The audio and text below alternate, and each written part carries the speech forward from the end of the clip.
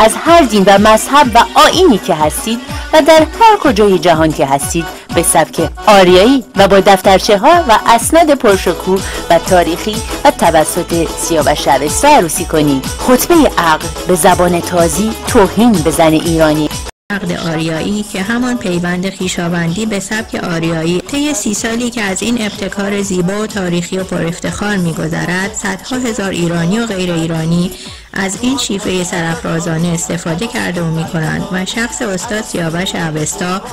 با سفر به هر گوشه جهان و با حضور شخصیت‌های برجسته‌ای چون شهبانو فرح پهلوی افتخار ایران آریایی، شاپور غلامرضا پهلوی و پرنسس منیژه و یا پادشاه موناکو پرنس آلبرت و نیز آقای روجر مور هنرپیشه مشهور جهانی صدها عقد آریایی انجام داده است و این شیوه توسط دهها محضر در داخل میهن دنبال شده است.